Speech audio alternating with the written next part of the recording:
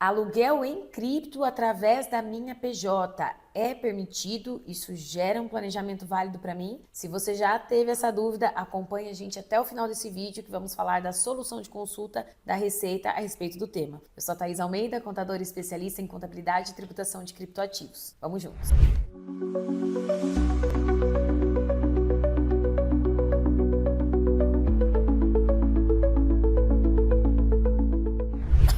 Olá pessoal, sejam todos bem-vindos a mais um vídeo aqui do canal e hoje vamos falar sobre cessão onerosa de criptoativos, os famosos aluguéis, se isso pode ou não pode ser considerado um planejamento válido, vamos dizer assim, para economizar imposto, abro uma empresa, começo a fazer a cessão de cripto, como que eu faço a tributação, né? Como que eu vou pagar imposto disso se a minha empresa foi Simples Nacional? Pois bem, alguém fez essa pergunta para a Receita Federal e a Receita Federal respondeu através das soluções de consulta, trazendo um detalhamento do entendimento dela acerca dessa operação, ok? Então eu vou falar um pouquinho para vocês aqui e infelizmente vou pôr aqui na tela também, mas infelizmente nesse caso eu vou ter que trazer um pouquinho de juridiquês, de contabilês, um pouquinho mais complexo, mas é que de fato a análise é sobre a consulta, então a gente precisa entender o que foi perguntado e o que foi respondido, ok? Então vamos lá. A solução de consulta COSIT 86 de abril de 2024 fala sobre a remuneração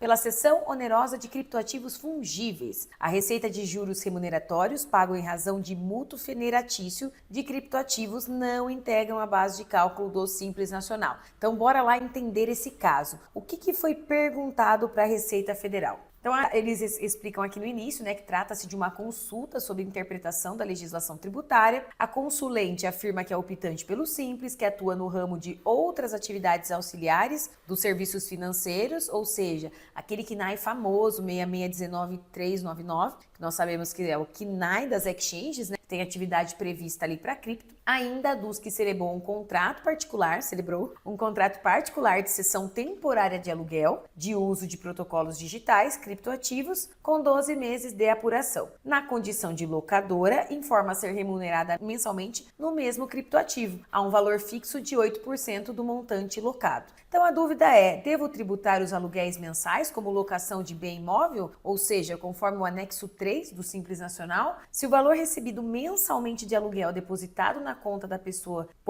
tomará por base o montante total recebido e sobre esse valor será calculado o imposto? E aí vem os fundamentos, né? A Receita vem com os fundamentos explicando que cumpre analisar que a solução de consulta não convalida informações apresentadas, ok. Seguimos um pouquinho mais para baixo, eles começam a destrinchar aqui essa operação, né? Então, o que eles falam, né? Ponto 9. A consulta não versa sobre ganho de capital da venda de criptoativo, que já foi tratado em outro aqui. E aí ela fala, né, que sua cessão não configura a locação, né, que essa cessão não configura a locação, conforme artigo 565 do Código Civil, que só pode ser de bens infungíveis. Então, começa ali descartando essa operação. Tô tentando resumir aqui para vocês. E aí, nessa que eu vou resumindo, às vezes acaba até pulando alguma coisa que é importante, que é relevante, mas a gente chega lá. Eu vou tentar resumir o máximo, deixar o mais simples e didático possível esse vídeo, tá, gente? Então, vamos lá.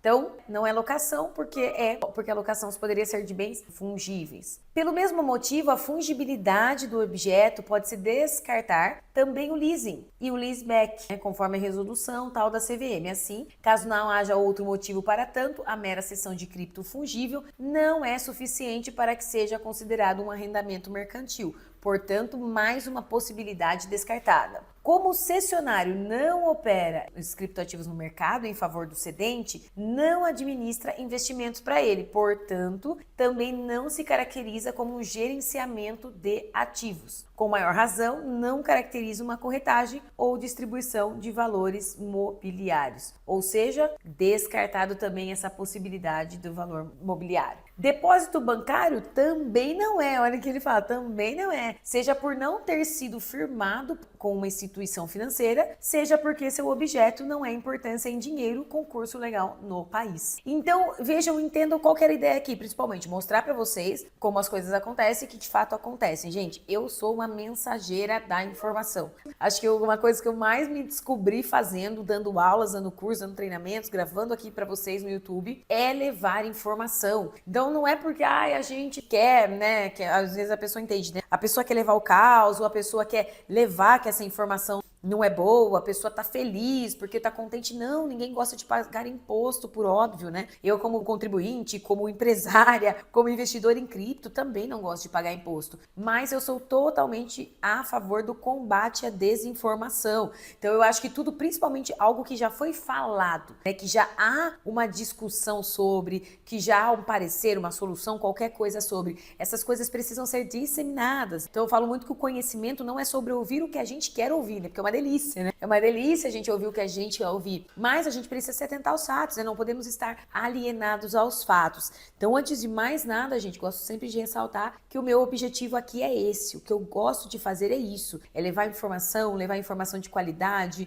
manter as pessoas bem informadas, seja para o que elas gostam, seja para o que elas não gostam. Tá? Então, conhecimento é poder, isso evita a perda de dinheiro, lembre-se sempre disso, tá? Então, seguindo aqui, o que a Receita fala? Né? No tópico 13, resta, portanto, configurar como um contrato de mútuo federatício pelas seguintes razões. Daí ela explica o porquê do entendimento dela. Isso é uma solução de consulta. Então, ela fala aqui que tem por objeto bens fungíveis, ok? A remuneração fixa, chamada de aluguel, na realidade são juros pagas pelo sistema americano de amortização, ou seja, periodicamente, mas sem amortização proporcional do principal, que é integralmente restituído apenas no final do prazo contratado. Todavia, nessa condição de mútuo federatício, os juros remuneratórios que a consulente apresenta como aluguéis são tributados por fora do Simples Nacional. E aí ele explica por que é por fora do Simples Nacional e vem aqui com uma base, né? E trazendo, né, o que a lei do Simples Nacional fala. Que o Simples tem um recolhimento mensal, único, que o recolhimento não exclui a incidência dos seguintes impostos, em relação aos quais será observada a legislação, o imposto de renda relativo aos rendimentos, aos ganhos líquidos auferidos, etc. E toda uma explicação. Para chegar aqui numa conclusão, que ele diz que, diante do exposto,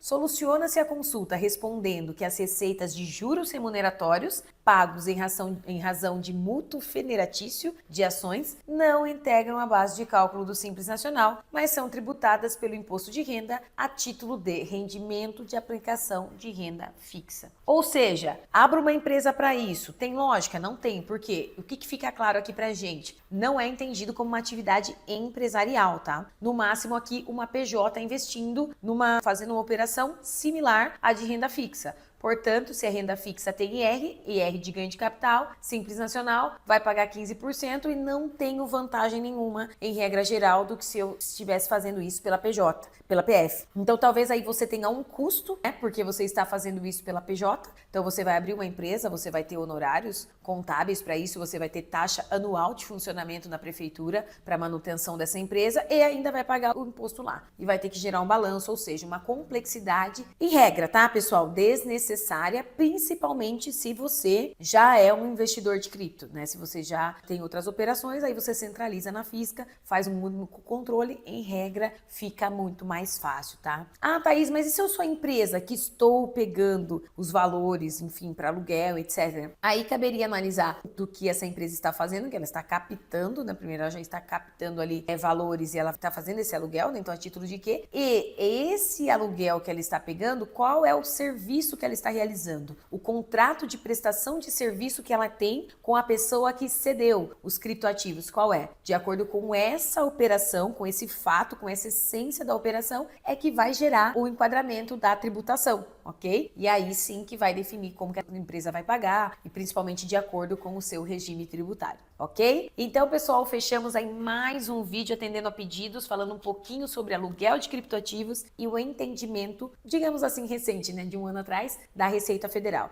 Conhece um amigo em cripto? Acompanhe o nosso canal e ative o sininho para não perder os próximos conteúdos. Muita coisa acontecendo no mercado, né, gente? A gente precisa acompanhar e por aqui nós trazemos tudo isso de forma simples e didática para vocês. Até a próxima!